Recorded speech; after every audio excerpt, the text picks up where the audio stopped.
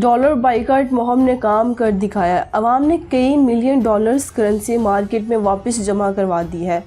صدر فوریکس ایسوسی ایشن پاکستان ملک بوستان نے بتایا ہے کہ گزشتہ کئی روز کے دوران لوگوں نے خریداری کی بجائے ڈالر کی فروخت کے لیے مارکیٹ کا رخ کیا ہے۔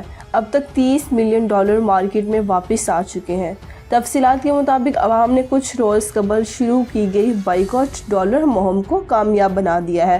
اس حوالے سے صدر فوریکس ایسوسی ایشن پاکستان ملک بوستان کی جانب سے بڑی خوشخبری سنائی گئی ہے۔ صدر فوریکس ایسوسی ایشن پاکستان ملک بوستان نے بتایا ہے کہ گزشتہ کئی روز کے دوران لوگوں نے خریداری کی بجائے ڈالر کی فروخت کے لیے مارکیٹ کا رخ کیا ہے۔ اب تک 30 ملین ڈالرز مارکیٹ میں واپس آ چکے ہیں۔ عوام نے بڑی تعداد میں ڈالر مارکیٹ میں واپس کیے ہیں۔ اس باعث ڈالر کی طلب اور اس کی قدر میں کمی واقع ہوئی ہے۔ ملک بوستان کا مزید کہنا ہے کہ قوم کو مشورہ دیا گیا ہے کہ اگر دوست ملکوں سے لین دین مقامی کرنسی میں کی جائے تو ڈالر ایک ہی دن میں 10 روپے سستا ہو سکتا ہے۔ دوست ملکوں سے لین دین مقامی کرنسی کرنے سے پاکستان کو سالانہ 30 ارب ڈالرز کی بچت ہوگی۔ پاکستان کو سالانہ 30 ارب ڈالرز کی بچت ہونے سے مارکیٹ میں ڈالر کی طلب میں کمی آ جائے گی، یوں فوری طور پر ڈالر کی قیمت میں بھی کمی آئے گی۔ پاکستان سالانہ چین اور خلیجی ممالک سے 30 ارب ڈالرز کی امپورٹس کرتا ہے۔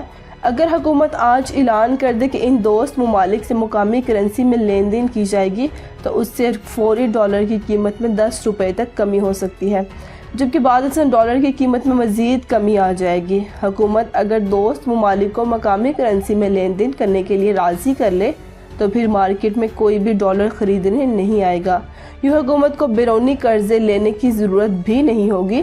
دوسری جانب آج مارکیٹ میں بہتری آنے کے بعد ڈالر 92 پیسے سستا ہو گیا ہے اور ڈالر 150 روپے 22 پیسے سے سستا ہو کر 149 روپے 30 پیسے کا ہو گیا ہے۔